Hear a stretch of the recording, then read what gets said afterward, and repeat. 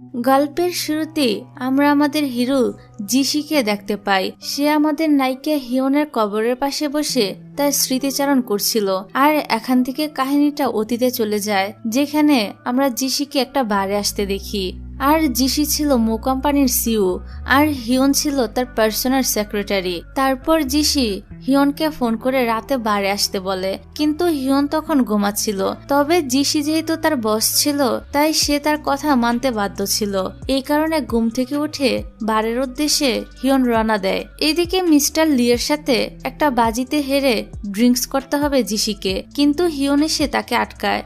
তখন আবার mister Lee হিয়নের সাথে ফ্লার্ট করতে শুরু করে দেয়। এটা আবার জিশির একদমই পছন্দ হয় না, তাই সে মিস্টার লিকে টেনে বাথরুমে নিয়ে যায়। হিয়নও তাদের পিছু পিছু যায়, কিন্তু জিশি দরজাটা বন্ধ করে দেয়। অনেকক্ষণ হয়ে গেল দরজা না খুললে এইবার হিয়ন জিশির আরেকটা সেক্রেটারি লিকে বলে বার যেন খালি করে ফেলে। তারপর সে বাথরুমের দরজাটা ভাঙার ব্যবস্থা করে। অন্যদিকে বার খালি হতে দেখে সিসিটিভি রুমের গার্ডেরা সবাই বেরিয়ে আসে। সে ফাঁকে জিশির কথা মতো একটা মেয়ে গিয়ে সিসিটিভি ফুটেজ তার পেন ড্রাইভে নিয়ে নেয়। এদিকে হিয়ন যখন দরজা ভাঙার চেষ্টা করে, তখনই জিশি দরজা খুলে দেয় আর হিয়ন গিয়ে জিশির বুকের উপর পড়ে, যেটা দেখে জিশি হেসে দেয়। কিন্তু হিয়ন দ্রুত উঠে জিশির গায়ে ওয়াইন ছিটিয়ে বলে মাতালের মতো অভিনয় করতে, যাতে সহজেই তাকে এখান থেকে বের করে নিয়ে যাওয়া যায়। তারপর জিশিকে বাড়ি পৌঁছে দিয়ে হিয়ন ভাবে সে চলে যাবে, কিন্তু পরের দিন জিশির একটা ইম্পর্টেন্ট মিটিং ছিল। সে যদি সকালে উঠতে না পারে, সকালে ডেকে দিতে হবে এ ভেবে হিয়ন আর এখান থেকে যায় না। তবে জিশি কিন্তু এমনিতে খুব সিরিয়াস টাইপের মানুষ ছিল।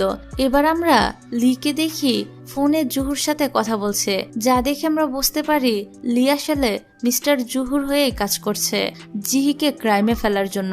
আর সে প্ল্যান নষ্ট হয়ে যায় হিয়নের জন্য, তাই মিস্টার জুহু রাস্তা থেকে আগে হিয়নকে সরাতে বলে। অন্যদিকে রাতের বেলা জিশি সে ভিডিও ফুটেজ দেখে বুঝতে পারে লি তার ড্রিঙ্কসে ড্রাগ মিশিয়ে দিয়েছিল।